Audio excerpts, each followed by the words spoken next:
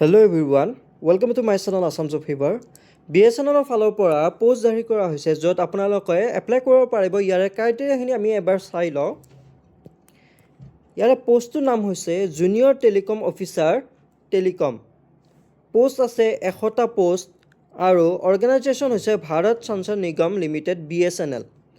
আৰু ইয়াৰ কোৱালিফিকেশ্যন বিচাৰিছে BE, BTech বা MSc। আৰু এপ্লাই প্ৰচেছটো হ'ব অনলাইন মাধ্যমেৰে আপোনালোকে এপ্লাই কৰিব লাগিব আৰু এপ্লাই ফিজটো থাকিব 1000 টকাৰ পৰা 2000 টকালৈকে ইয়াৰে এপ্লাই ফিজ থাকিব। আৰু ইয়াৰে ষ্টাৰ্টিং ডেট হৈছে 4 জুন 2026 পৰা ষ্টাৰ্ট হৈছে আৰু ইয়াৰে লাষ্ট ডেট হৈছে 3 জুলাই 2026। 3 জুলাই 2026 ইয়াৰে লাষ্ট ডেট হৈছে। ইয়াৰ আগত আপোনালোকে এপ্লাই কৰিব লাগিব। ইয়াৰ সম্পূৰ্ণ প্ৰচেছখিনি ডিটেইলছখিনি আমি এবাৰ চাই লওঁ। এই এক্সামটো আপোনালোকৰ কম্পিউটাৰ বেছড টেষ্ট হ'ব CBT, মানে আপোনালোকৰ কম্পিউটাৰত এটা লিংক আহিব, সেই লিংকৰ দ্বাৰা কম্পিউটাৰত এক্সামটো আৰম্ভ হ'ব, মানে অনলাইন মাধ্যমেৰে এই এক্সামটো আৰম্ভ হ'ব, অফলাইন মোডেৰে নহয়। এই এক্সামটো অনলাইন মাধ্যমেৰে আৰম্ভ হ'ব। আৰু ইয়াৰে চেলাৰীটো আমি চাবলৈ গ'লে ইয়াৰে চেলাৰীটো হৈছে 16,400 টকাৰ পৰা 40,500 টকালৈকে ইয়াৰে দৰমহা থাকিব, আপোনালোকক দিয়া হ'ব। আৰু ইয়াৰে কোৱালিফিকেশ্যনটো বিচাৰিছে bachelor of engineering degree or equivalent in telecommunication, electronics, radio', computer, electrical, information technology IT, যাক কোৱা হয় IT বুলি, বা ইনষ্ট্ৰুমেণ্টেশ্যন।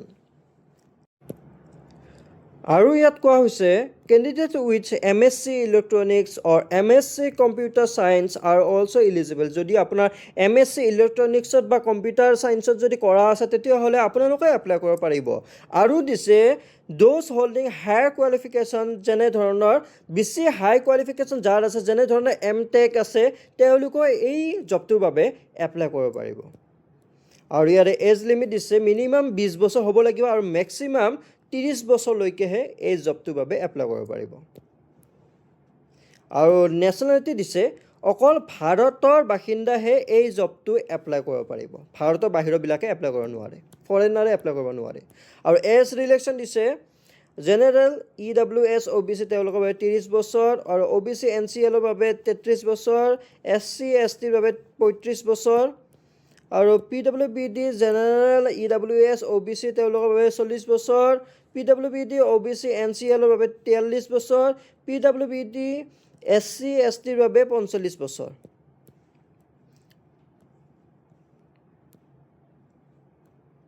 আৰু ইয়াৰ পোষ্ট হিচাপে দিছে অসমৰ পৰা 2টা পোষ্ট আছে, অসমৰ পৰা 2টা পোষ্ট, আৰু বাকী ষ্টেট ৱাইজ আছে সম্পূৰ্ণ।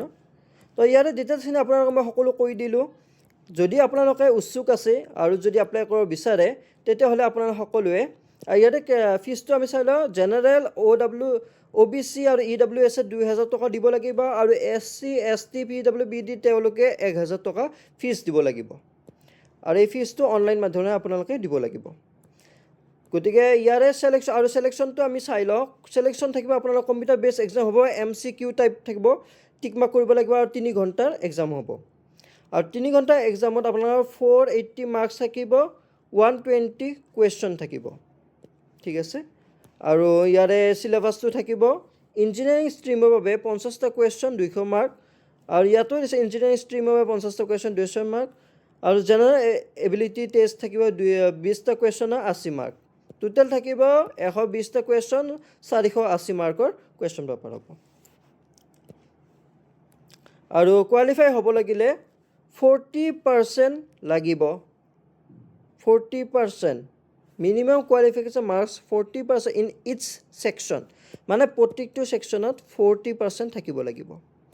আৰু দিছে 50% overall for UR and OBC CL candidates, মানে 50% অভাৰঅল গোটেইকেইটা মিলি 50% থাকিবই লাগিব মাৰ্কছ, 50% তলত হ'লে নহ'ব, ফেইল হৈ যাব।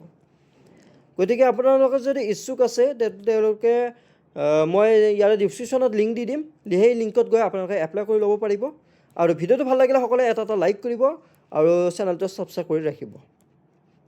আৰু ডেটকেইটা মনত ৰাখিব ৩ জুলাই হৈছে ইয়াৰ লাষ্ট ডেট ৩ জুলাই 2026 ইয়াৰ লাষ্ট ডেট তাৰ আগত আপোনালোকে এপ্লাই কৰি ল'ব আৰু এক্সামটো হোৱাৰ সম্ভাৱনা আছে আগষ্টত এক্সামটো হ'ব পাৰে গতিকে ভিডিঅ'টো ভাল লাগে লাইক এটা কৰিব আৰু চেনেলটো ছাবস্ক্ৰাইব কৰি ৰাখিব